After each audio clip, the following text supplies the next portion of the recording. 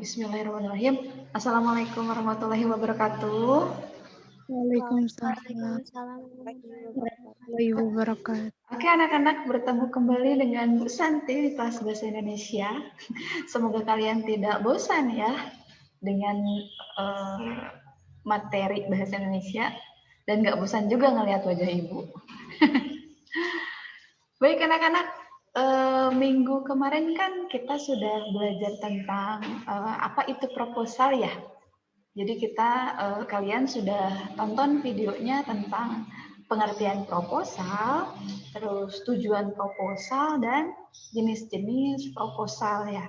Jadi apa saja sih jenis-jenis proposal sudah kita pelajari di minggu lalu. Tapi belum Ibu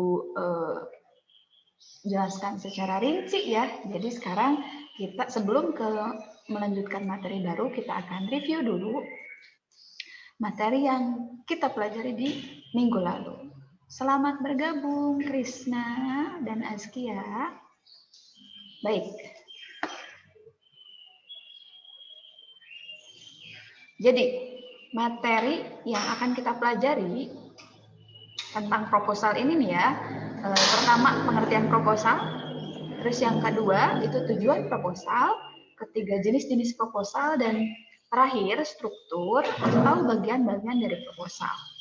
Nah, pengertian proposal, tujuan, dan jenis-jenis proposal sudah kita pelajari di minggu lalu, tapi akan kita review kembali ya.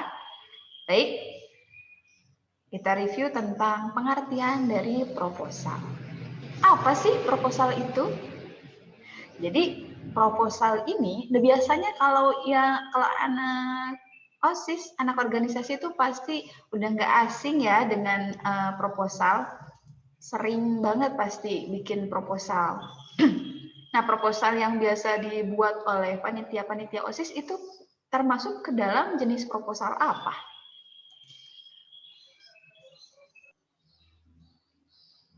Coba yang anak organisasi nih pasti tahu proposal yang kalian buat biasanya tuh ya ketika kalian mau mengajukan sebuah acara ke pihak sekolah kan kalian bikin proposal dulu tuh.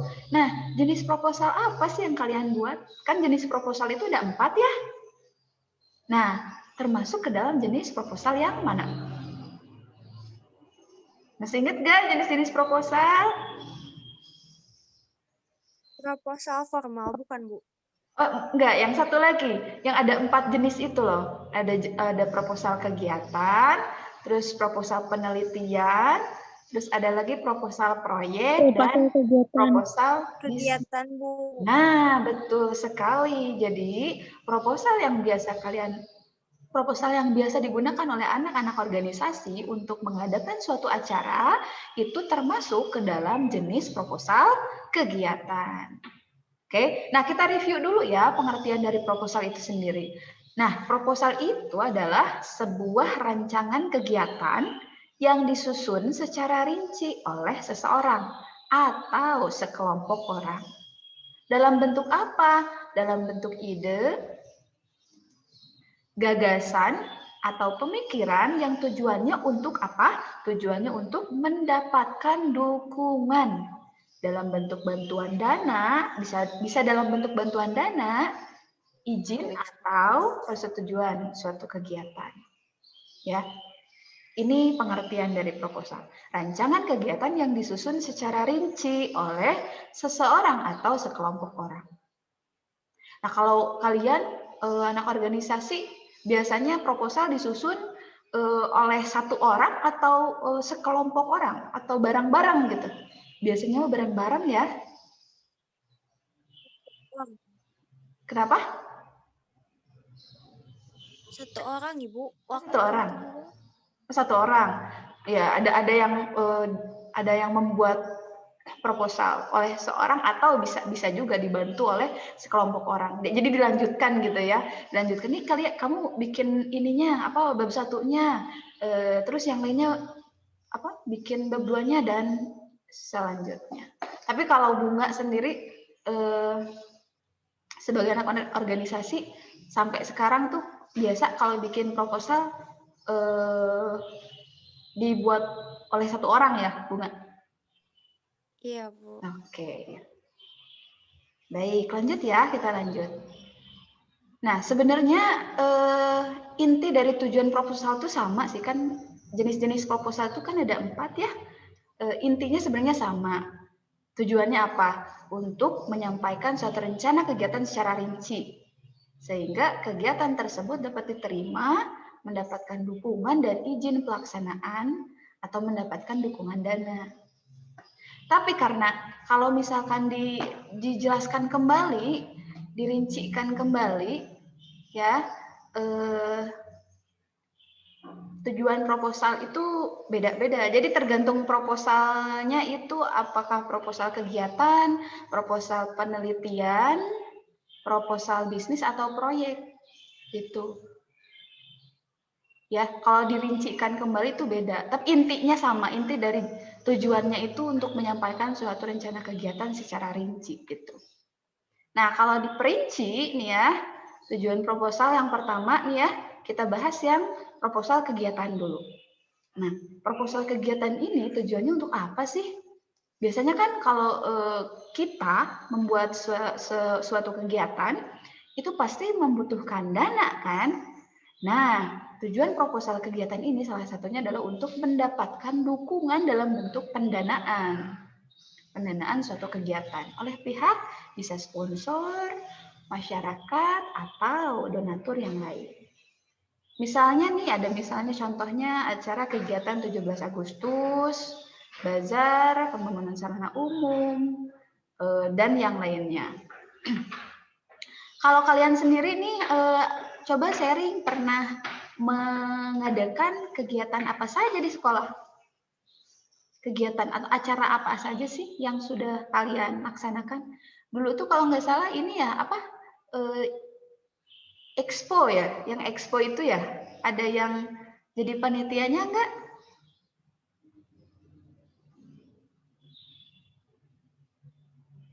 Yang Alwafa Expo di sini, di kelas 11 UPW ada yang jadi panitianya nggak? Ada, Bu. Ada Bu, saya Bu. Oke. Gimana, bisa sharing-sharing dulu nggak? Gimana sih bikin proposalnya? Ikut terjun dalam pembuatan proposal nggak? Okan? Kalau aku mah enggak Bu, di enggak. bagian proposalnya mah. Oh, Tuh. tapi kamu di bagian apanya kan? Tuh kemarin di Expo teh Bu, kebagian jadi panitia ini apa namanya teh? Logistik Bu. Oh, logistik. Kalau Bunga setahu Ibu mah kebagian jadi apa, menggiringkan para peserta itu ya, peserta Expo ya? Iya, Bu, bagian divisi acara. Divisi acara, baik. Oke, ada yang mau share lagi nggak sebelum lanjut? Okan sama Bunga aja atau ada yang lain? Zen juga ikutan kan? Zen nggak ikut, Zen? Ikut Bu, ikut. Oh, ikut. Sama kayak Okan, bagian logistik. Beda Bu, Oh, saya beda. mah bikin apa? Surat undangan. Oh, surat undangan, baik. Jadi di sini nggak ada yang terlibat dalam pembuatan proposal kegiatan Alwafa Expo ya? Nggak ada, Bu. Oh, nggak ada. Enggak ada Bu, kalau nggak salah mah proposal mah sama kakak kelas Bu. Oh, gitu, baik. Kalau nggak salah Bu itu. Oke. Oke, sebelum dilanjut, ada yang mau sharing lagi nggak? Nggak ada? Oke, mari kita lanjut. Oke, tujuan proposal yang kedua, tujuan proposal bisnis. Nah, kalau bisnis, ini tujuannya untuk apa? Untuk diajukan pada pihak investor untuk melakukan penawaran kerja sama bisnis. Proposal dibuat oleh pemilik bisnis untuk diajukan kepada pihak investor. Apa itu investor? Investor itu orang yang menanamkan modal ya. Ya, jadi diajukan kepada pihak investor agar mau mendanai bisnis yang akan atau sedang dijalankan. Dengan sistem apa? Sistemnya itu pembagian hasil. Dibagi-bagi gitu ya, si keuntungannya itu. Itu tujuan proposal bisnis. Terus yang ketiga, proposal penelitian. Nih, biasanya proposal penelitian ini sering digunakan oleh anak-anak siswa-siswi yang masih sekolah atau mahasiswa S1, S2, dan S3. Ini pasti bukan sering membuat gitu ya, pasti akan membuat proposal penelitian. Siapa sih yang bikin proposal penelitian? Ya peneliti. Bisa siapa saja. Ya, bisa siapa saja. Pokoknya orang yang meneliti itu pasti sebelumnya itu akan membuat proposal penelitian. Tujuan dari proposal penelitian itu untuk apa? Untuk mendapatkan persetujuan atau izin suatu riset atau penelitian. Nah, itu ya. Itu proposal penelitian. Terus yang selanjutnya, yang terakhir itu proposal proyek. Coba ada yang tahu nggak, ada gambaran nggak proposal proyek itu proposal yang diajukan kalau di kehidupan kita ini ya. Proposal apa coba? Proposal pengajuan ini ya, proposal pengajuan pembangunan masjid. Nah, ini masuknya ke proposal proyek. Tujuan proposal proyek adalah untuk melakukan tender atau lelang pada proyek-proyek pemerintah ataupun swasta. Ini tujuan dari proposal proyek. Nah, jadi jenis-jenis proposal itu ya. Ternyata penulisan proposal yang satu dan yang lainnya bisa saja berbeda. Ya. Tergantung pada tujuan dari proposal tersebut. Nah, kalau dilihat dari isinya, jenis-jenis proposal itu tadi ada 4. Ya.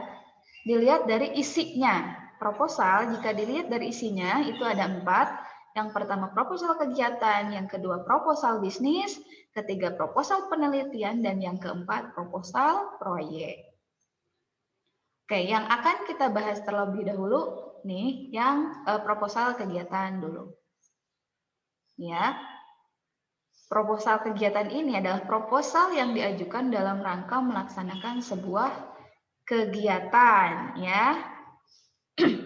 Proposal kegiatan ini sangat bermanfaat karena membantu tersusunnya rencana sebuah kegiatan yang akan diselenggarakan serta susunan kepanitiaan. Ya.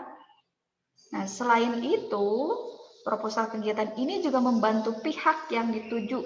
Maksud pihak yang ditujunya itu adalah donatur atau sponsor. Tujuannya agar apa?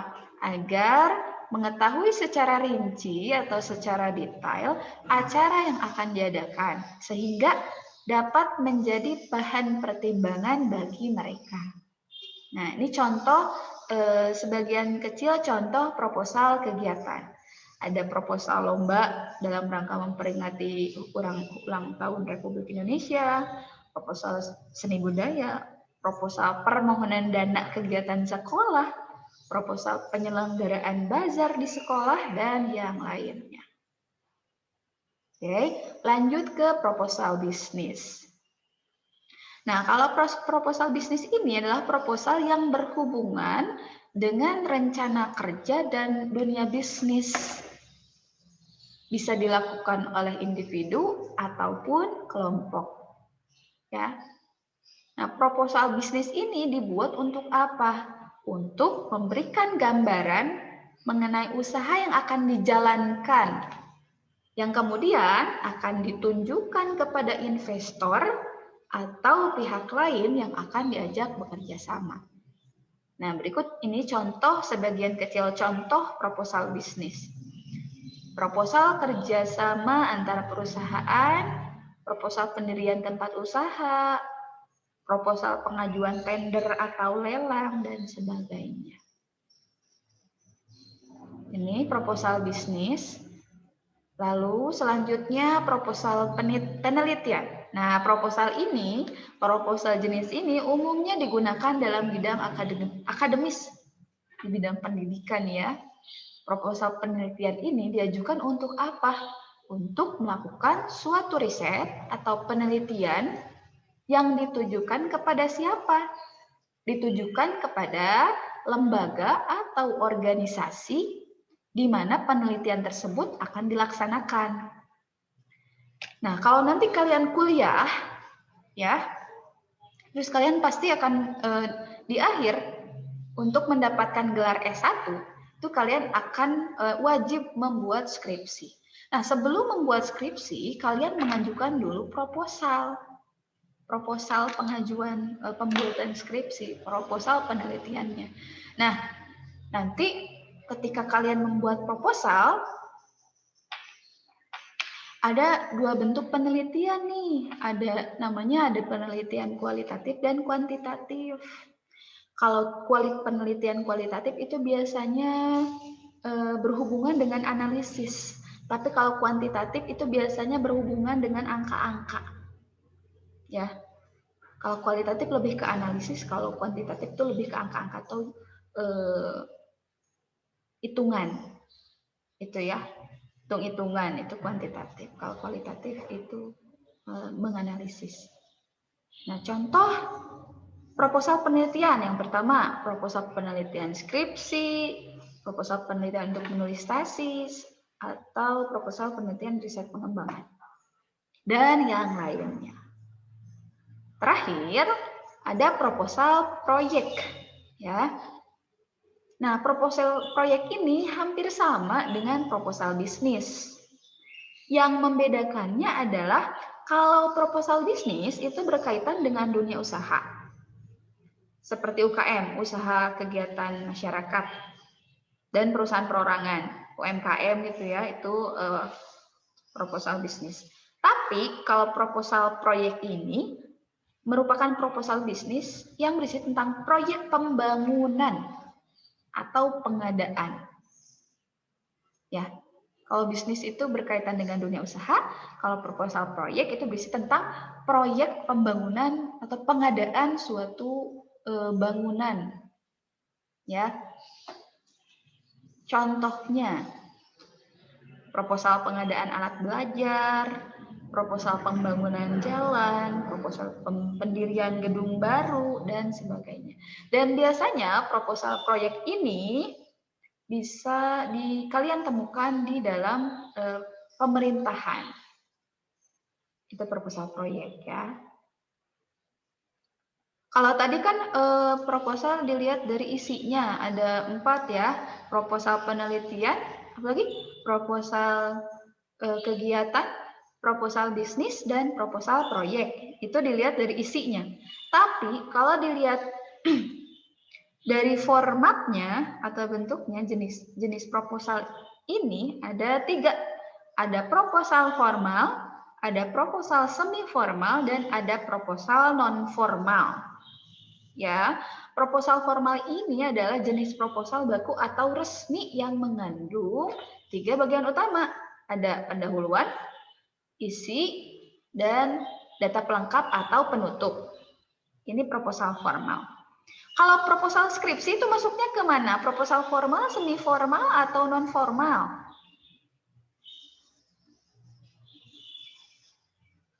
Gimana, Bu? Proposal skripsi itu masuknya ke proposal formal, semi formal, atau non formal?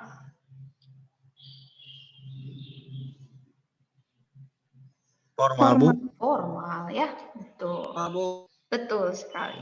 Nah, yang kedua, proposal semi formal, proposal yang tidak memiliki struktur yang lengkap, seperti halnya proposal formal. Akan tetapi proposal ini masih menggunakan bentuk baku. Nah, yang ketiga, proposal non formal. Proposal yang tidak terlalu baku dan resmi. Pada umumnya, itu penyampaian proposal ini dalam bentuk memorandum atau surat. Berarti, kalau misalkan proposal kegiatan, proposal proyek, dan proposal bisnis, itu bisa masuk ke mana? Ke yang semi formal ya. Kalau yang formalnya itu proposal penelitian. Kalau yang semi formal itu masuknya ke yang masuk ke semi formal itu proposal proyek, proposal bisnis, dan proposal kegiatan tuh masuknya formal atau semi formal. Bisa formal, bisa semi formal ya. Dilihat dari strukturnya. Strukturnya kalau lengkap itu berarti masuk ke formal. Kalau strukturnya yang nggak lengkap itu masuknya ke semi formal. Oke, nah kita bahas struktur proposal terlebih dahulu ya. Jadi agar sebelum kalian bisa menentukan mana yang termasuk proposal formal, mana yang termasuk semi formal, mana yang termasuk non formal, kita akan bahas dulu tentang struktur proposal ya. Jadi struktur proposal ini beda-beda tergantung jenis proposalnya nih ya. Jadi beda proposal, beda struktur. Oke? Diingat-ingat ya, beda proposal, beda struktur. Tadi tujuannya juga beda ya. Tujuan dari tiap masing-masing proposal itu beda-beda. Tapi ada persamaan. Tadi kita bahas. Persamaannya apa? Perbedaannya apa? Yang tadi kita bahas di awal. Nah, struktur proposal secara umum itu ada 3. Ada bagian awal, bagian utama, dan bagian akhir. Nah, yang akan kita bahas terlebih dahulu adalah tentang proposal penelitian dulu ya. Baik. Kita bahas tentang proposal penelitian. Ingat, bagian dari struktur proposal itu ada 3. Bagian awal, bagian tengah atau bagian utama, dan yang terakhir bagian akhir. Nah, di bagian proposal, di bagian awal proposal penelitian, ada apa aja sih? Nah, yang ada dalam bagian awal proposal penelitian, yang pertama itu ada cover atau halaman judul. Semua proposal pasti ada cover dan halaman judulnya ya. Terus yang kedua ada lembar pengesahan. Nah, ini yang membedakan proposal penelitian dengan proposal yang lainnya. Kalau proposal yang lain itu nggak ada lembar pengesahan ya. Jadi, ingat, kita akan membahas terlebih dahulu tentang proposal penelitian. Yang pertama, cover atau halaman judul. Yang kedua, lembar pengesahan. Yang ketiga, daftar isi. Dan yang keempat, daftar tabel, gambar, dan lain-lain. Ini baru bagian awal ya.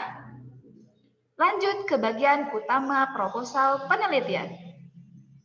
Bagian utama proposal penelitian ada 1. Bab 1 ya, bagian utamanya nih ya, bab 1, bab 2 dan bab 3. Bab 1 berisi apa?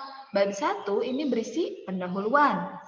Di pendahuluan ini yang dibahas adalah latar belakang, rumusan masalah, tujuan, dan manfaat.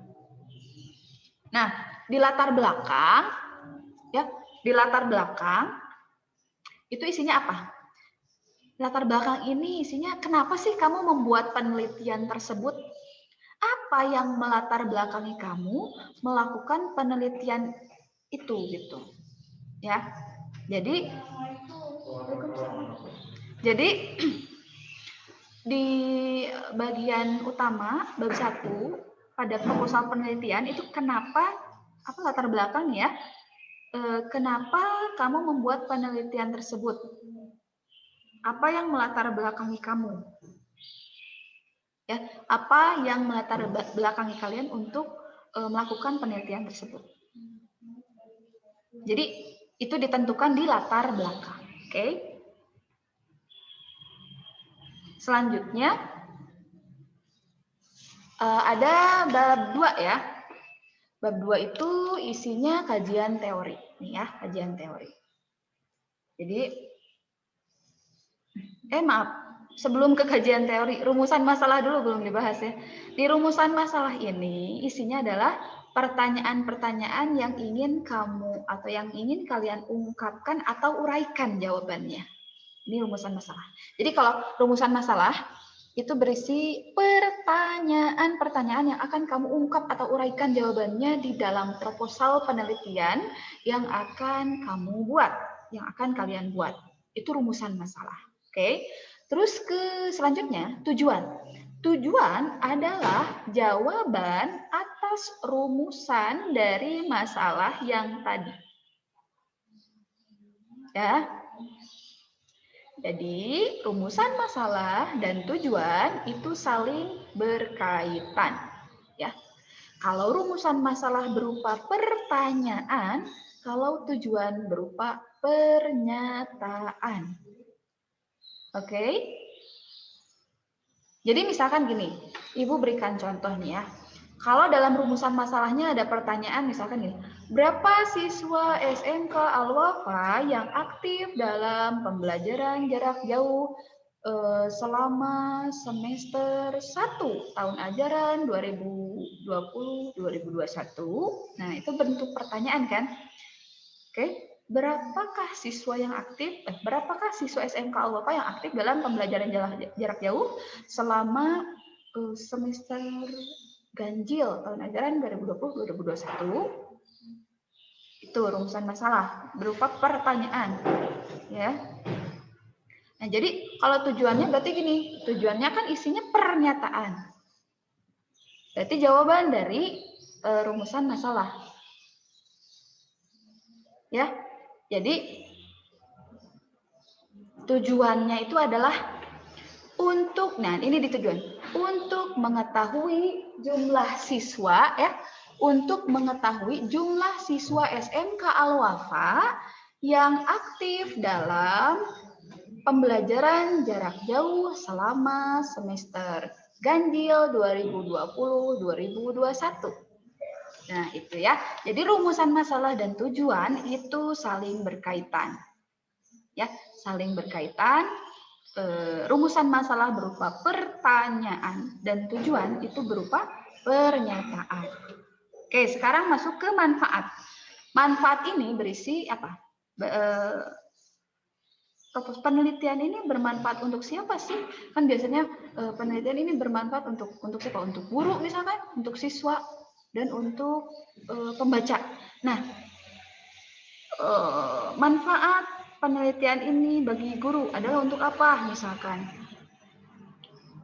untuk mengetahui keaktifan siswa SMK Al-Wafa dalam pembelajaran jarak jauh, sehingga guru bisa memberikan solusi terbaik ketika ada siswa yang tidak aktif dalam pembelajaran jarak jauh.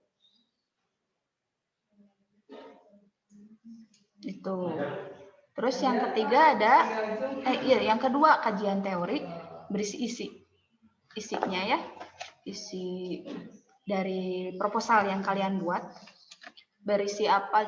Berisi data-data yang kalian kumpulkan, yang kalian himpun, bisa dari buku atau website di internet.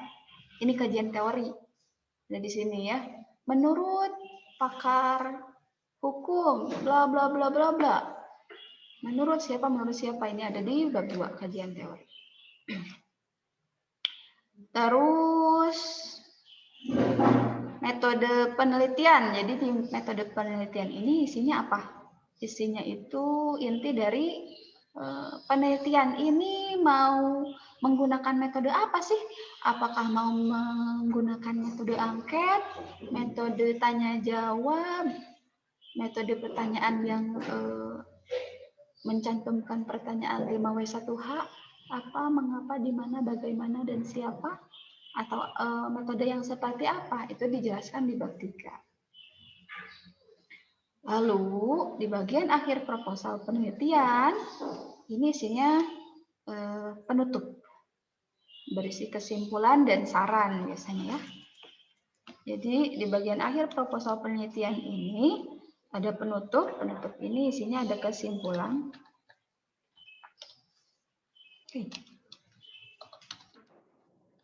Dan saran. Serta di bagian akhirnya lagi tuh kan ada daftar pustaka dan lampiran-lampiran biasanya. Kalau daftar pustaka, paham lah ya, kalian di SMP juga belajar cara menuliskan daftar pustaka yang baik dan benar itu seperti apa. Ada di bagian akhir. Oke. Nah, lalu sebelum lanjut ke struktur proposal kegiatan, ada pertanyaan dulu nggak anak-anak? Ada pertanyaan dulu nggak anak-anak? Halo? Belum. Belum. Nanti paling. Oh, nanti, baik. Boleh nih ya, boleh nanti di diskusi di SSA boleh. Terus mau di grup WA juga boleh ya. Nah, kalau struktur proposal kegiatan ini lebih simpel ya, lebih simpel dibandingkan dengan proposal penelitian. Karena di dalam proposal kegiatan itu tidak ada kajian teori dan metode penelitian ya. Jadi proposal penelitian beda dengan proposal yang lain. Proposal kegiatan, proposal proyek, dan proposal bisnis ya. Proposal kegiatan, 3 proposal itu lebih simpel, cukup simpel, beda dengan proposal penelitian. Karena di 3 proposal itu, proposal kegiatan, proposal proyek, dan proposal bisnis, itu tidak ada kajian teori dan metode penelitian. Nggak ada. Ya. Jadi di laporan, jadi di proposal kegiatan ini yang penting itu jelas. Kalau kegiatan itu, ya jadi intinya jelas. Kalau kegiatannya itu dilaksanakan kapan ya, di mana, berapa biayanya, dan lain-lain. Cukup seperti itu. Nah, kalau di proposal kegiatan hanya ada ini nih strukturnya itu. Halaman sampul itu pasti ada di semua proposal. Tapi ingat ya, di halaman sampul ini kan suka ada penomoran ya. Ada penomoran 1, 2, 3, halaman 1, 2, 3. Terus ada kalau yang daftar isi, terus bukan prakata. Kata pengantar itu kan biasanya suka ada I1, I2, I3 gitu ya. Nah, kalau di halaman sampul itu tidak diberi nomor ya. Di halaman sampul itu tidak diberi nomor. Langsung ke bab 1. Bab 1 sama isinya latar belakang, rumusan masalah, tujuan dan manfaat. Nah, yang membedakan antara proposal kegiatan dengan proposal penelitian ini. Nah, kalau proposal kegiatan langsung ke uraian kegiatannya.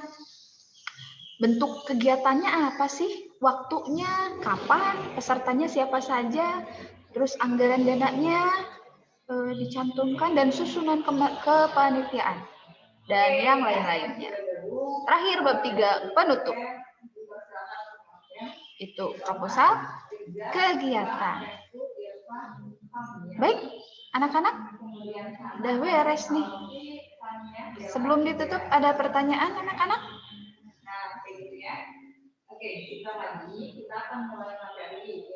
Nggak ada, Bu. Nggak ada. Nggak ada, serius? Cukup jelas pemaparan dari Ibu? Nanti gini, kan setelah ini, Ibu kan akan memberikan tugas, tapi tugasnya nggak ribet sih.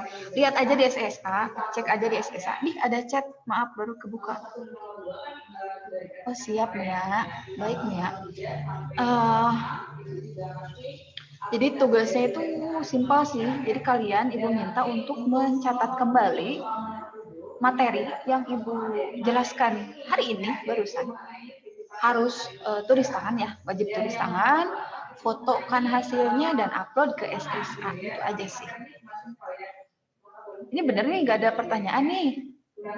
Nanti pertanyaan dikirimin sama Ibu. Apa udah ada di SSA? Udah ada di SSA, kalian tinggal upload tugasnya di SSA.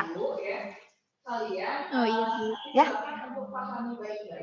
Sok, sebelum ditutup, ada pertanyaan dulu nggak? Ada nggak? Belum ada.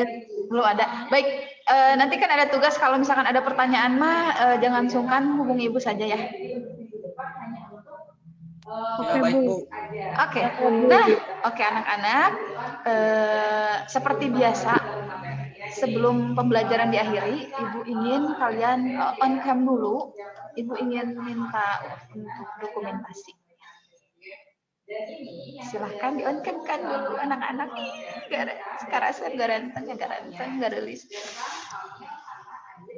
Kangen ya ampun. 11 UPW itu hewirnya Gusti. Videonya tuh. Lihat video kegokilan kalian tuh kemarin tuh diupload sama siapa ya? Yang kalian di kelas lagi di kelas tuh di video, aduh, kesepisan. Krisna sama Zain coba tuh on dulu bentar.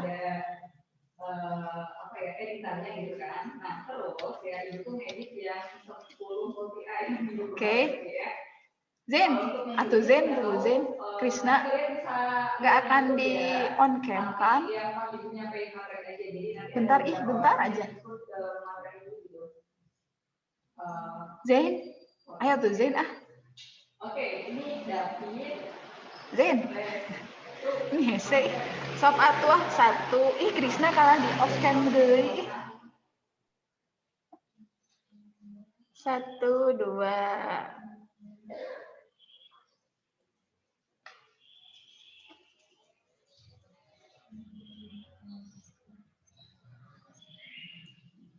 Sebentar anak-anak. Barusan nggak ke-save. Maaf. Sekali deh. Zen atau Zen bentar aja Zen.